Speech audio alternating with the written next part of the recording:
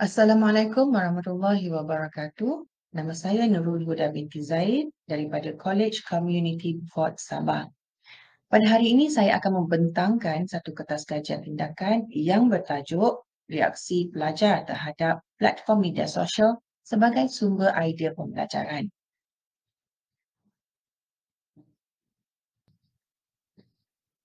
Media sosial ialah teknologi berasaskan komputer yang memudahkan perkongsian idea, pemikiran dan maklumat melalui pembinaan rangkaian dan komuniti maya. Contoh rangkaian media sosial yang terbesar kita boleh lihat pada sekarang adalah Facebook, Twitter, Instagram, YouTube dan TikTok. Dalam kajian Khalil et al. 2021 daripada laporan Digital Global Overview 2022 ada menyatakan pengguna media sosial di seluruh negara dianggarkan seramai 4.5 bilion pengguna. Dengan menggunakan media sosial juga, pengguna berupaya untuk berhubung antara satu sama lain dengan rakan jarak jauh. Selain itu, pengguna juga berupaya untuk mengakses maklumat di hujung jari. Media sosial juga dilihat sebagai satu platform yang bagus untuk mendapatkan maklumat.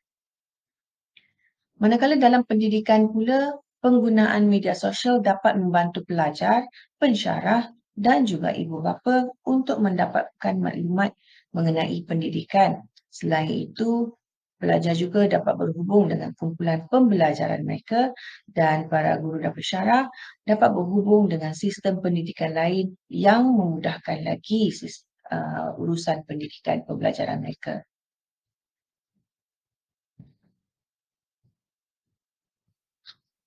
Seterusnya kita pergi kepada penyataan masalah. Alat rangkaian sosial memberi peluang kepada pelajar dan institusi untuk menambah baik kaedah pembelajaran. Namun, terdapat perbincangan mengenai keburukan media sosial sebagai sumber idea pembelajaran. Menurut kajian yang dijalankan oleh Laban dan Bizi 2022, platform media sosial juga adalah faktor penting yang bermula dengan halangan fikiran dan juga sumber pemikiran negatif. Dan setengah pelajar pada masa kini kita tengok cenderung hilang tumpuan dan sebaliknya melayari media sosial yang tidak berasaskan pendidikan dan membawa kepada pembaziran masa. Kesan daripada itu, pelajar tidak dapat menyiapkan dan menghantar tugasan dalam jangka masa yang ditetapkan. Seterusnya untuk objektif kajian ini dijalankan adalah untuk menilai reaksi pelajar College Community Beaufort Sabah terhadap platform media sosial sebagai sumber idea pembelajaran. Kepentingan kajian pula menjelaskan bahawa terdapat pelbagai sumber untuk membantu pelajar dalam pembelajaran termasuklah media sosial.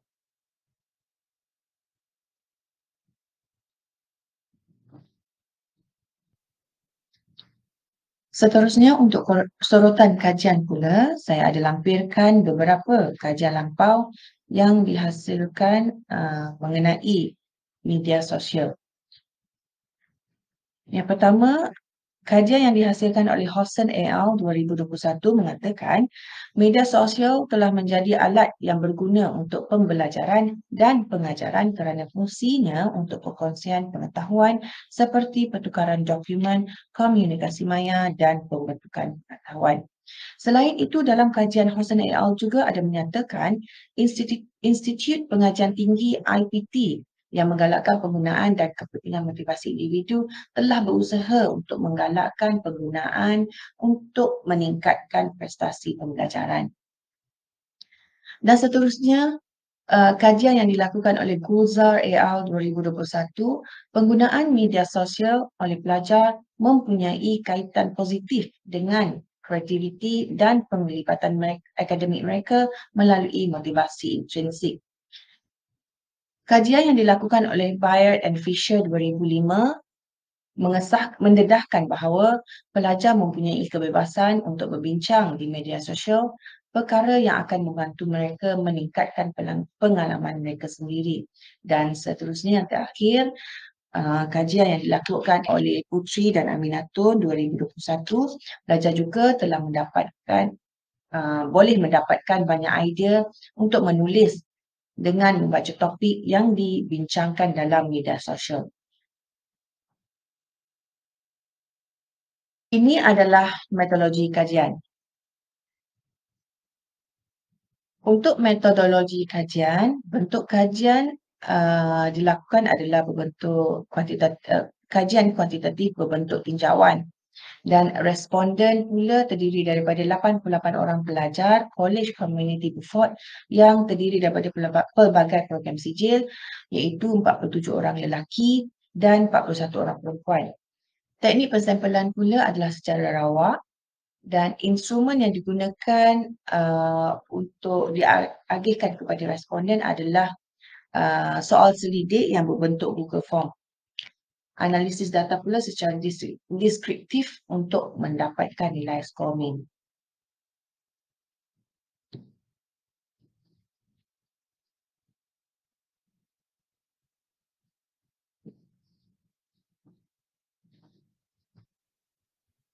Seterusnya kita lihat hasil dapatan kajian. Ini adalah latar belakang responden. Kita tengok jantina responden terdiri daripada 47 orang pelajar lelaki dan 41 orang pelajar perempuan.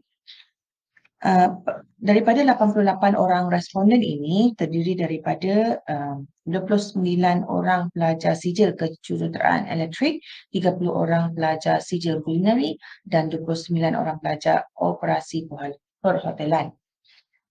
Dari segi kediaman pelajar pula, 45 orang pelajar tinggal bersama keluarga, manakala 43 orang pelajar tinggal di rumah sewa.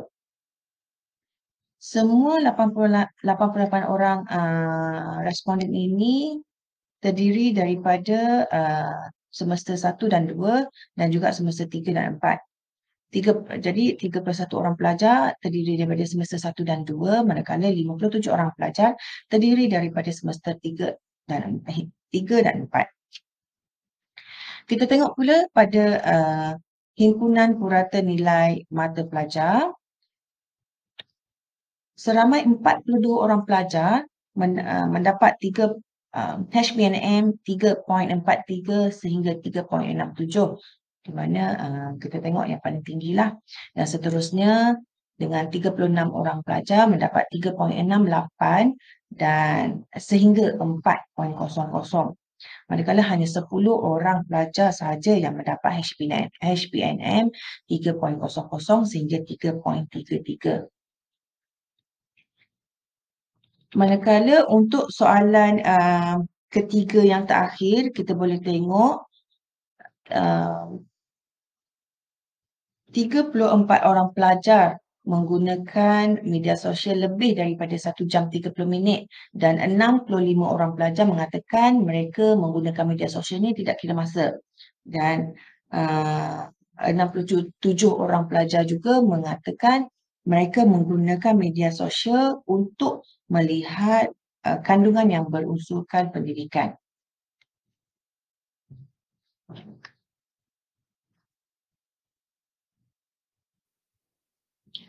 Seterusnya adalah analisis item kajian.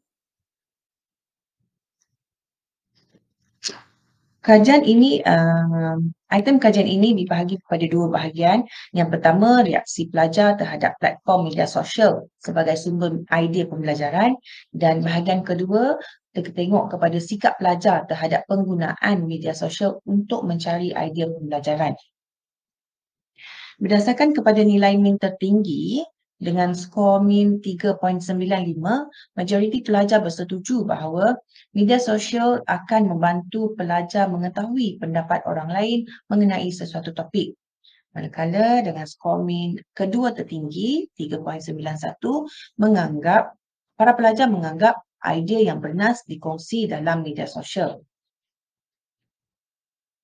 Dengan mencapai skor min yang ketiga tertinggi, iaitu dengan nilai 3.89, para pelajar berpendapat idea yang dikongsi dalam media sosial adalah terkini. Sementara itu, reaksi pelajar juga dapat dilihat melalui sikap mereka terhadap media sosial. Majoriti pelajar mempunyai sikap yang positif terhadap media sosial sebagai sumber idea dalam pembelajaran dan juga sumber inspirasi dalam pembelajaran.